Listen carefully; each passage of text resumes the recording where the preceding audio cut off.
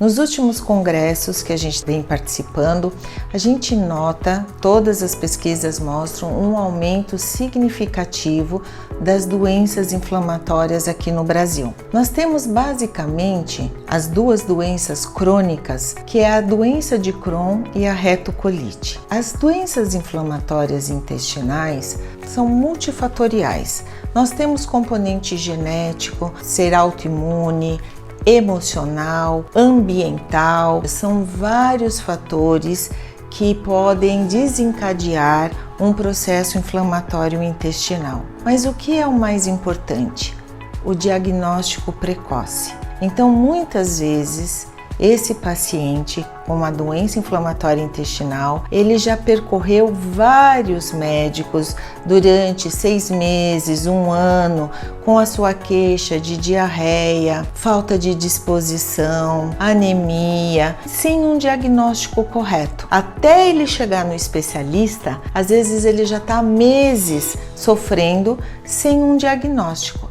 E todas as pesquisas atuais mostram que é muito importante iniciar o tratamento na hora certa, o mais precocemente possível, para você ter uma boa qualidade de vida. A doença de Crohn e a retocolite, então, são doenças autoimunes com componente genético, fator ambiental importante, alteração de microbiota, que acabam levando a uma reação exacerbada, um processo inflamatório exacerbado da mucosa intestinal. E com isso acaba provocando erosões, ulcerações, inflamação da mucosa, causando uma série de sintomas, principalmente a diarreia, a dor abdominal e o sangramento. Nós temos algumas diferenças entre a retocolite e a doença de Crohn. A doença de Crohn é um processo inflamatório que pode atingir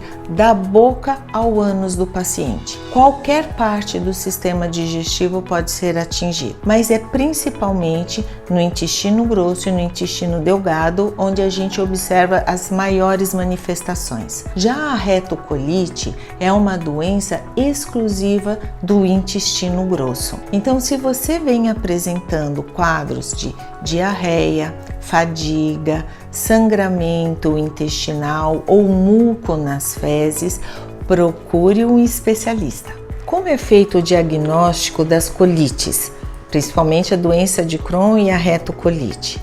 Bom, nós temos aí um arsenal de exames para fazer. Começando primeiro por uma boa avaliação clínica, onde o médico, conversando com o paciente, vai ver todos os sintomas que ele está apresentando, tá? A partir do momento que esses sintomas sugerem que ele possa ter uma doença de Crohn ou uma retocolite, nós partimos para os exames laboratoriais, que vão desde os exames de sangue normais, onde nós pedimos provas de atividade inflamatória, o exame chamado calprotectina, que hoje em dia é muito importante, onde ele também avalia uma atividade inflamatória intestinal, e o padrão ouro, que é a colonoscopia. A colonoscopia vai identificar se esse órgão, se o cólon está inflamado, o tipo de lesão que tem e fazer a biópsia. E com isso a gente consegue definir melhor se é uma doença de Crohn ou se é a retocolite e iniciar o nosso tratamento. Tanto a doença de Crohn como a retocolite são doenças crônicas. O que isso significa? Que é para o resto da vida. Elas não têm cura, mas elas entram em remissão. Hoje em dia nós temos uma terapêutica bem mais avançada do que anos atrás, onde nós éramos muito limitados com o tratamento para as doenças intestinais. Hoje em dia nós contamos com os biológicos, que são medicamentos que melhoram muito a qualidade de vida desse paciente, entrando em remissão. O que significa entrar em remissão? Melhoram os sintomas clínicos, melhora essa cicatrização da mucosa e com isso ele vai ter uma qualidade de vida muito boa. Mas ele tem que ficar em tratamento para o resto da vida.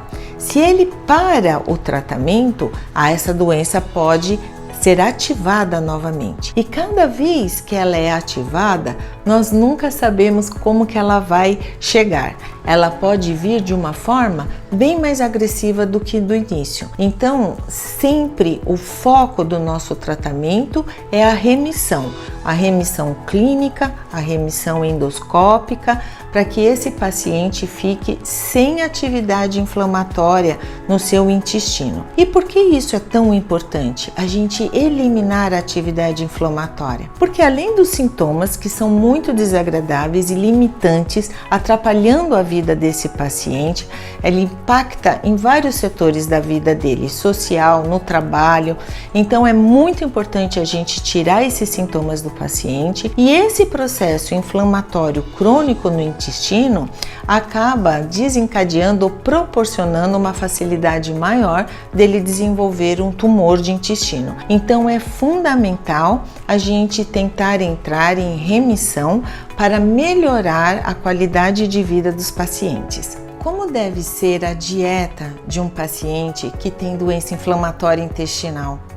Então isso é muito importante, não só o tratamento médico, medicamentoso, mas também a dieta. A gente sabe que tem certos alimentos que podem piorar esse processo inflamatório intestinal. Então convém esse paciente que está em atividade evitar as bebidas alcoólicas, café em excesso, o leite e os derivados, alimentos muito gordurosos ou alimentos que vão causar muita distensão abdominal, formação de gases. É muito importante também, muitos desses pacientes cursam com anemia por causa da perda de sangue, muitas vezes evidente nas fezes, mas outras vezes de forma oculta. Então é muito importante a gente equilibrar os níveis de ferro desse paciente, muitas vezes não só com a alimentação, mas também entrando com medicamentos para repor o seu ferro.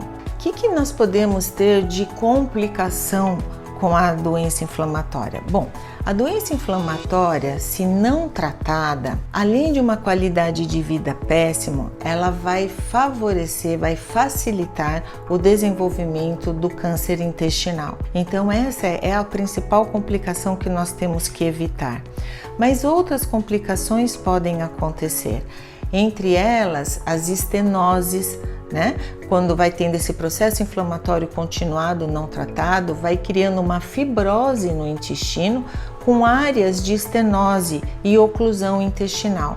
E muitos pacientes, às vezes, sabem que estão com essa doença quando eles têm uma oclusão intestinal e vão para uma cirurgia e tem que ser operado de emergência. Então pode ter as estenoses com oclusão intestinal, desenvolvimento de câncer, fístulas, As fístulas são comunicações que ocorrem entre as alças intestinais, podem ter fístulas perianais, e nós temos também as doenças que aparecem nas doenças inflamatórias intestinais, que nós chamamos de extraintestinais, onde a mais frequente são as artrites, sacroileites, uveites, que é a inflamação aqui. Então tudo isso pode ocorrer paralelamente à doença inflamatória intestinal. Por isso a importância do diagnóstico precoce e iniciar um tratamento precocemente também, para evitar essas complicações.